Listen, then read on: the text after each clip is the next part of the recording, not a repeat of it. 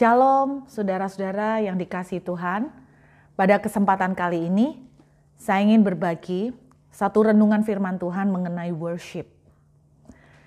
Dari beberapa ayat yang saya ingin tunjukkan kepada saudara pada kesempatan ini, saya ingin menunjukkan kepada Anda betapa dahsyatnya the power of worship, kekuatan penyembahan. Seandainya kita itu bisa mengerti kekuatan dari sebuah penyembahan seperti itu, saya yakin saudara dan saya tidak akan berani lagi, dalam arti tidak akan seenaknya worship. Kita tidak akan lagi worship itu sebagai satu rutinitas, satu kebiasaan, sehingga tidak ada kuasa apa-apa yang terjadi. Dan kalau saudara betul-betul mengerti the power of worship yang saya akan bagikan kepada saudara sekarang, saya yakin kalau kita sungguh mengerti, cara kita menyembah akan berubah. Cara kita worship Tuhan akan berbeda. Saya melihat dalam Yesaya pasal 6, kita akan lihat dari ayat yang pertama sampai dengan ayat yang keempat. Dalam tahun matinya Raja Uzia, aku melihat Tuhan duduk di atas tahta yang tinggi dan menjulang, dan ujung jubahnya memenuhi bait suci. Saya ingin ajak saudara untuk imajinasi, membayangkan. Yesaya tuh lagi berdoa di rumah Tuhan, bait suci. Nah, ketika dia sedang menyembah, dia melihat satu penglihatan. Apa yang kita lihat? Apa yang dia lihat, saudara? Dia melihat Tuhan duduk di atas tahta dalam kemuliaan, jubahnya panjang sekali, sampai Alkitab menuliskan memenuhi bait suci. Wow, saya membayangkan ini penglihatannya di alam abstrak nih. Tetapi sampai nyambung ke bait suci. Oke, mungkin kita bilang, oke, itu kan cuman vision atau penglihatan. Mau sampai ke bait suci kayak mau sampai kemana-mana ya namanya it's just vision gitu kan, kayak hologram mungkin ya. Gambaran penglihatan seperti itu. Lalu ayat 2 kita lihat. Para serafim berdiri di sebelah atasnya, di sebelah atas Tuhan. Masing-masing mempunyai 6 sayap. 2 sayap dipakai untuk menutupi muka mereka. 2 sayap dipakai untuk menutupi kaki mereka. Dan 2 sayap dipakai untuk melayang-layang. Jadi Anda bisa bayangkan ada serafim nih. Serafim itu malaikat penyembahan. Jadi menyembah, terbang di awan-awan nih. Dan mereka berseru seorang kepada seorang. Jadi para serafim ini ternyata memuji-muji Tuhan. Kudus, kudus, kuduslah Tuhan, semesta alam seluruh bumi penuh kemuliaannya. Lalu ayat 4, ini yang membuat saya kagum. Maka bergoyanglah alas ambang pintu. Apa yang goyang, saudara? Bukan di penglihatan itu lagi, tapi bait suci di mana Yesaya sedang berlutut untuk berdoa dan menyembah, goyang saudara alasnya, fondasinya. Disebabkan suara orang yang berseru-seru itu dan rumah itu, bait suci, penuhlah dengan asap. Saya kaget ketika membaca ayat ini demi ayat. Apa yang dilihat oleh Yesaya di dalam penglihatan itu secara abstrak. Lalu bait suci dipenuhi dengan jubahnya Tuhan. Dan yang mengesankan, ketika penyembahan itu terus dinaikkan, bahkan juga para malaikat ikut menyembah Tuhan. Alkitab menuliskan bait suci itu goyang. Fondasinya, alasnya itu goyang. Dan ambang pintunya sampai goyang, jadi terjadi gempa bumi seperti earthquake gitu. Itu yang terjadi. Yang saya kagum ketika membaca ini, Anda perhatikan. Ketika Yesaya worship Tuhan, ketika Yesaya menyembah Tuhan, sesuatu sedang terjadi di alam abstrak, alam roh. Tidak ada yang bisa lihat. Bahkan saya percaya, kalau andai kata di tempat itu ada orang-orang lain yang juga ikut sembahyang, ikut nyembah, istilahnya ikut mereka itu berdoa, mungkin mereka tidak melihat penglihatan yang dilihat oleh Yesaya. Tetapi yang dahsyat, sesuatu rupanya terjadi di alam roh dan kemudian nyambung, ngefek sampai menjadi nyata secara fisik di alam fisik. Apa yang terjadi? Bait suci goyang. Nah, ketika bait suci goyang sampai penuh dengan asap, saya yakin orang-orang yang ikut berdoa bersama Yesaya di bait suci bisa ngerasakan akibatnya.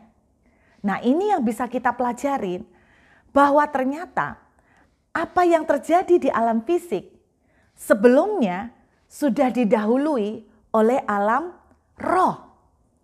Dan ini mengajarkan kepada saudara dan saya, kalau kita mau menggoncangkan yang fisik, saudara dan saya harus menjangkau yang di alam roh terlebih dahulu. Dan apa yang terjadi di alam roh, saya sangat meyakini beberapa waktu kemudian itu akan ngefek atau akan terwujud di alam jasmani.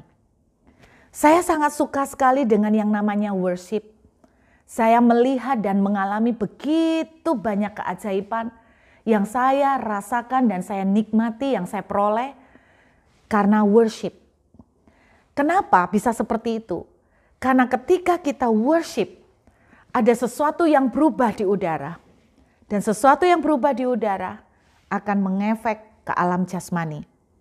Kalau saudara melihat worship bisa merubah sesuatu di alam jasmani yang tidak bisa kita rubah dengan kekuatan sendiri. Yesaya nggak bisa bikin gempa bumi di situ.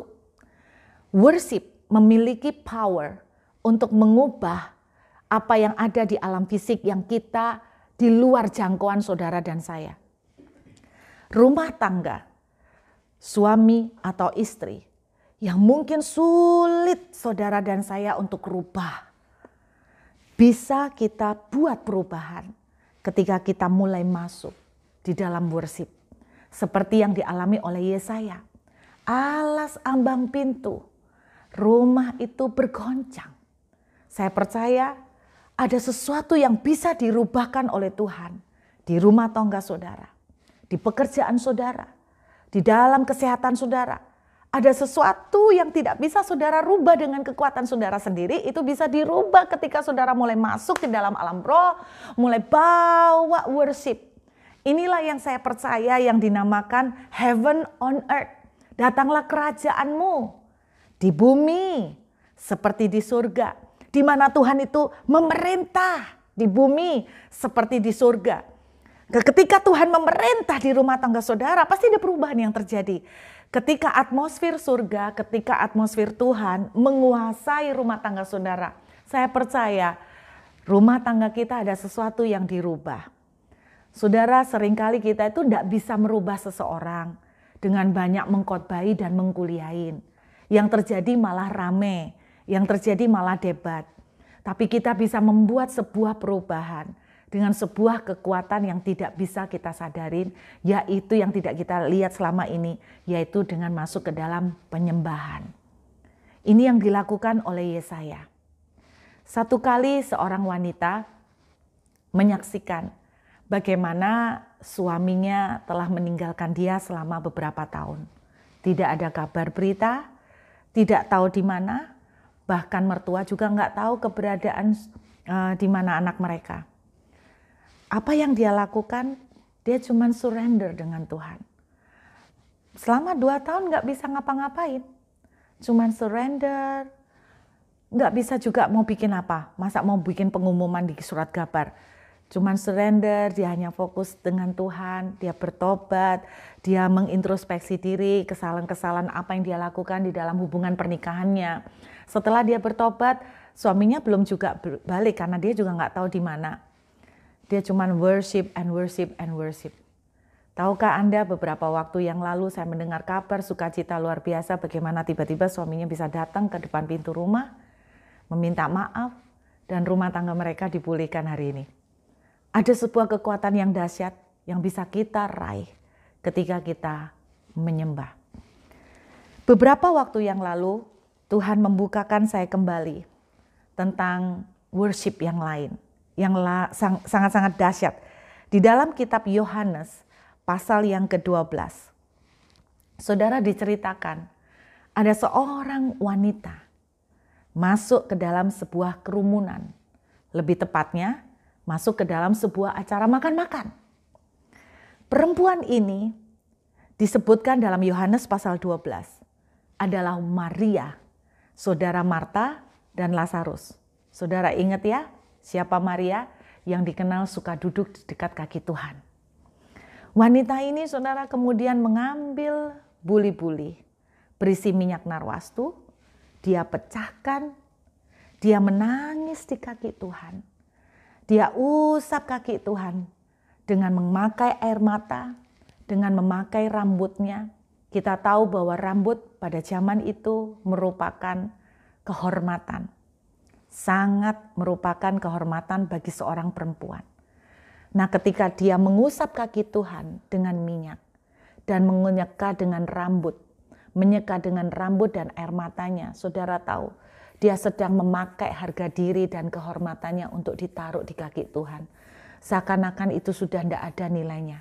Kenapa buat dia sudah tidak ada nilainya? Karena buat dia, Tuhan Yesus lebih berharga dan lebih bernilai daripada rambutnya. Lebih berharga dan bernilai daripada statusnya. Wanita ini datang menangis di kaki Tuhan, bukan karena dia punya banyak masalah. Wanita ini datang menangis bukan karena dia ditagih hutang. Wanita ini menangis di kaki Tuhan bukan karena dia mengalami sakit penyakit. Wanita ini menangis di kaki Tuhan, bersujud tersungkur di kaki Tuhan cuma karena satu, dia cinta banget sama Tuhan. Dia merasa bahwa dia tidak bisa hidup tanpa Tuhan. Dia cinta banget sama Tuhan. Kerumunan mengkritik. Murid-murid Yesus sendiri mengkritik. Pemborosan. Nggak berguna. Duit segitu banyak dibuang-buang. Tapi mereka tidak pernah tahu apa yang ada di hati wanita ini. Betapa besar cintanya ke Tuhan. Saudara, orang tuh kalau cinta sama seseorang, dia tidak hitungan lagi, saudara. Dia tidak hitungan berapa harga minyak. Dia tidak hitungan berapa harga dirinya. Dia bahkan tidak pusing dengan omongan orang. Dia bahkan tidak peduli dengan apa bakalan kritikan orang ke dia. Yang dia cuma pikirkan satu, dia begitu cinta dengan Tuhan sampai dia kepengen untuk cium kakinya Tuhan. Serendah-rendahnya. Kalau itu bumi masih bisa bolong, dia akan merendahkan lebih rendah dari itu. Dia tidak pusing soal harga diri. Dia akan merendahkan serendah-rendahnya. Dan yang luar biasa, komentar Tuhan Yesus ketika murid-muridnya mengata-ngatai dan mengkomentari jelek. Dalam bahasa Inggris itu lebih keras lagi. Yesus bilang begini, leave her alone. Saudara tahu artinya leave her alone itu, kamu tuh jangan ganggu dia, jangan sentuh dia. Saya membayangkan, kalau suatu saat ada seseorang yang sentuh saya, lalu Tuhan berkata begini, leave her alone. Wow, saudara betapa indahnya, betapa mungkin dibilang egois, tapi saya rindu. Betapa bangganya dan betapa senengnya kalau kita itu bisa dibela Tuhan sampai seperti itu, saudara. Tuhan bilang, leave her alone. Jangan ganggu dia, jangan sentuh dia. Don't touch her. Kemudian Tuhan bilang begini, satu komentar Tuhan yang sering kali kita dengar. Tapi saya baru mengerti arti komentar ini beberapa waktu yang lalu. Apa yang dilakukan oleh wanita ini akan disebutkan juga di mana saja Injil diberitakan. Pernahkah saudara membayangkan apakah sebetulnya arti dari kalimat itu? Di mana saja Injil diberitakan, apa yang dilakukan oleh wanita ini akan disebut juga. Istilahnya referensinya tidak akan dilupakan. Saudara, selama ini bahkan kita tuh percaya karena amanat agung mengatakan, pergilah, jadikan semua bangsa muridku. Saya sangat meyakini urusan memenangkan jiwa merupakan urusan yang sangat penting, bahkan saya percaya number one. Urusan yang number one bagi Tuhan adalah menyelamatkan jiwa. Alkitab juga mengatakan bahwa kalau ada satu jiwa itu bertobat, seluruh surga itu bersuka cita karena ada satu orang diselamatkan. Amanat agung berkali-kali diserukan kepada kita supaya kita itu pergi memberitakan Injil, membawa orang-orang itu menyelamatkan mereka, membawa mereka ke surga, saudara, menyelamatkan mereka dari neraka untuk dibawa ke surga. Urusan menyelamatkan jiwa ke surga, saya yakin itu menjadi number one, urusan nomor satu di dalam kerajaan surga, di dalam kerajaan Tuhan. Waktu saya membaca kalimat ini, saya kaget. Di mana Injil diberitakan, jadi di mana urusan memberitakan Injil, membawa jiwa-jiwa ke Tuhan itu diberitakan, Tuhan bilang, apa yang dilakukan perempuan ini juga akan disebutkan. Itu artinya bahwa urusan yang dilakukan oleh wanita ini tidak kalah pentingnya dengan memenangkan jiwa. Memenangkan jiwa sangat-sangat penting. Bahkan mandat amanat agung, saudara, saya percaya itu. Tetapi ternyata urusan datang ke kaki Tuhan, mencium kaki Tuhan dengan penuh cinta, memberikan hati yang sepenuhnya untuk mengasihi Tuhan, ternyata tidak kalah pentingnya dengan urusan memenangkan jiwa. Saudara, itu sebabnya kalau saudara ingat, ada cerita tentang anak yang hilang. Dalam cerita anak yang hilang, ada 2 anak yang hilang. Anak bungsu itu hilang di luar rumah. Itu berbicara tentang orang-orang yang harus kita bawa kembali ke Tuhan. Orang-orang yang kita rebut dari kerajaan neraka untuk dimenangkan bagi Tuhan. Tetapi Anda jangan melupakan bahwa ada anak hilang yang kedua, yaitu anak sulung. Dia tinggal di rumah bapaknya, tetapi dia hilang. Ini berbicara tentang anak-anak Tuhan, orang-orang yang selama hidupnya udah status Kristen, udah ke gereja, bahkan yang ironisnya udah pelayanan. Kata anak sulung, aku udah melakukan banyak hal untuk Bapak. Tetapi ternyata dia juga merupakan anak hilang yang tersamar. Berapa banyak anak-anak hilang yang ada di dalam gereja. Artinya kita ini orang Kristen, kita pelayanan, tetapi kita itu tidak mempunyai lagi hati yang mencintai Tuhan. Kita tidak punya lagi hati yang membara buat Tuhan. Itu sebabnya di surat Rasul Paulus kepada jemaat di Efesus, dia berkata begini, istilahnya kamu itu luar biasa, kamu rela menderita demi namaku, kamu sabar, bahkan tahu pengajaran-pengajaran yang sesat. Loh, itu kan luar biasa, saudara. Kalau sampai tahu nabi-nabi yang sesat, pengajaran yang salah, berarti pemahamannya luar biasa kan? Itu pun Rasul Paulus bilang di dalam kitab Efesus bahwa celakalah kamu. Kenapa? Karena kamu telah kehilangan kasih yang mula-mula. Jadi apa yang terjadi? Mereka pelayanan, tetapi kasih mula-mula nggak ada. Apa yang mereka lakukan? Mereka mungkin cuma membaca Alkitab karena rutinitas. Mereka ke gereja karena rutinitas. Karena nggak ada yang lain. Atau mereka melakukan itu karena mereka takut nggak diberkati. Mereka baca Alkitab karena mereka takut kalau bolong-bolong Tuhan nggak berkatin. Mereka ke gereja supaya Tuhan memberkati. Mereka berdoa puasa supaya Tuhan menjawab doa. Mereka melakukan doa puasa supaya Tuhan mengabulkan apa yang mereka minta. Hari-hari ini saya menerima banyak sekali WA maupun DM. Yang intinya mereka bilang begini, kami itu sudah puasa. Kami itu sudah melayani, kenapa Tuhan masih tidak kasih? Banyak dari kita punya pemikiran yang salah. Kita menjadikan puasa, kita menjadikan pelayanan, itu sebagai alat supaya doa kita dijawab. Nah, ini kesalahan besar, saudara. Makanya Alkitab itu mengingatkan bahwa urusan memenangkan jiwa itu penting. Tetapi ada satu urusan lagi yang tidak kalah pentingnya, yaitu apa? Mempunyai hati yang begitu mencintai Tuhan. Dan saudara, saya ingatkan kepada saudara semua hari ini. Apakah kekristenan kita hanya kekristenan rutin? Hanya kekristenan ritual? Kalau saudara melakukan doa puasa, melakukan serentetan pelayanan yang banyak hanya supaya doa saudara dijawab, saudara melakukan kesalahan yang besar. Dan jangan kaget kalau apa yang saudara kejar, saudara tidak akan dapatkan.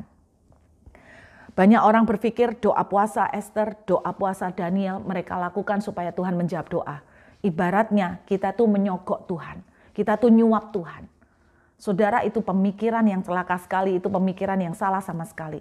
Tuhan bilang berpuasa yang kukendaki adalah melepaskan belenggu-belenggu, membebaskan para tawanan. Saudara, kita tuh berpuasa bukan untuk supaya menjawab doa. Tapi kita tuh berpuasa karena kita itu sedang menyalibkan daging kita.